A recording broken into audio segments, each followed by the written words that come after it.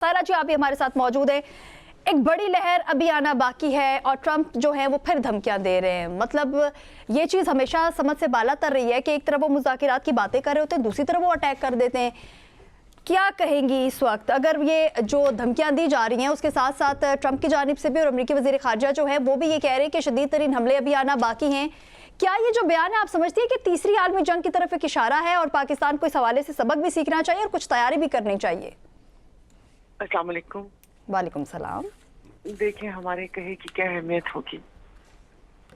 मैं तो कल आपके प्रोग्राम में भूल गई थी कि मैं तो शर्मिंदा हो रही थी कि उससे पहले जो प्रोग्राम हुआ था, जो आपने सवाल पूछा था कि आया ये जंग होगी या नहीं होगी, तो मैंने कहा नहीं होगी, वो ये गलती नहीं करेगा। और उसके 3 दिन बाद ये स्टार्ट हो गया।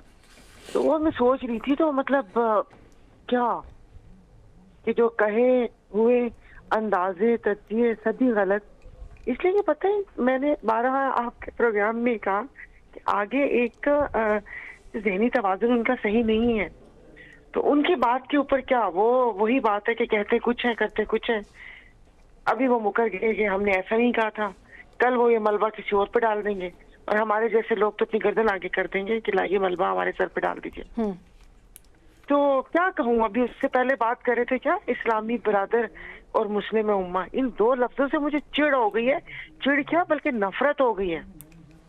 वो कहावत है ना कि अगर भाई किसी को कहते हो तो उम्मा के लिए तो हम अपना सब कुछ जला देते हैं यहाँ पर। आपने इस्लामाबाद और कराची में देखा ना। आप कैसी देखिए, कल भी मैंने आपको बोला है, वो हर वक्त रियासत के पास ऐसे लोग होते हैं, मौजूद होते हैं।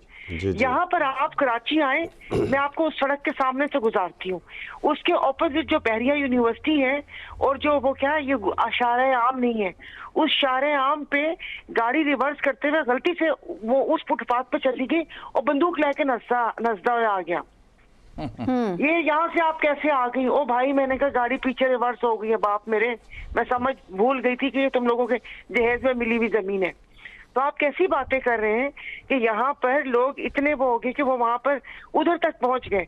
इस्लामी ब्रदर, इनसे पूछना चाहिए, कहावत है ना कि भैया हाबिल हो या काबिल हो, कि भाई हो, कौन से भाई हो, कौन सी इस्लामी। और ये आप सऊदी अरब यूएई की बात कर रहे हैं, ठीक है, सारी बातें सही है। ये वो इस्लामी बरादर मुल्क है जहाँ पर आपको वीजा नहीं मिलता, जहाँ पर आप जाके कारोबार नहीं कर सकते। मैंने भी 97 में वहां पर बहुत सारी फैमिलीज जो आके यहाँ तबाह बर्बाद हो गई, जब एक कलम की जुम्बिश से यूएई से उनको निकाला गया था। अभी भी खुदा जाने इतने सख्त रूल हैं कि उनको कितने हजारों लाखों रियाल देने पड़ते हैं।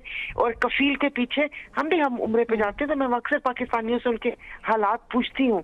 अब इमिग्रेशन पॉलिसी ठीक हो जाएगी मैडम उनकी? जी जी, अब बेहतरीन हो जाएगी। बेहतरीन कैसे हो जाएगी? कफील चाहे तो लात मार के निकाल सकते हैं, कफील चाहे तो आपके बिजनेस को अपना बना सकते हैं। आप दूसरी तरफ देखें, आप जाएं यूरोप के किसी मुल्क में भी, आप अपना बिजनेस करें और वो बिजनेस आपका है और आप उतने उनके राइट के सारी चीजों के आपको राइट होता है। ये बादशाही निजाम है बेसिकली। जो इस्लामी निजाम है वो कभी इस्लामी लोगों को सूट ही नहीं किया है। आपने भी तो मैम इस्लाम के नाम के ऊपर ये वतन हासिल किया था। इस्लाम के नाम पे किया था, तो मैं पहले मुसलमान नहीं थी क्या? नहीं, ये जब पाकिस्तान हासिल किया गया तो ये कलमे की बुनियाद पर किया गया ना, तो फिर क्या वजह है कि आज तक वो इस्लामी निजाम क्यों नहीं नाफिज हो सका? तो क्यों नहीं नाफिज हो सका? जो भी आता है जी कलमे के नाम पर वोट दे दे। सवाल रखती है ना हमेशा सामने। मैं भी आपसे यही सवाल कर रही हूँ, क्यों नाफिज नहीं हो सकता? क्यों हमने जनरल गुलाम मोहम्मद, सबको पता था कि उनकी जो सेक्रेटरी साथ साथ घूमती हैं, उस एक अपाहिज शख्स को यहाँ पर गवर्नर बनाया हुआ था। अयूब खान का पता था, याहिया खान का पता था कि शराब में डूबे हुए ये लोग हैं। उसके बाद यहाँ पर वो निजाम सारा, जिस बेसिकली देखे जो रियासत होता है ना, रियासत का कोई मजहब नहीं होता।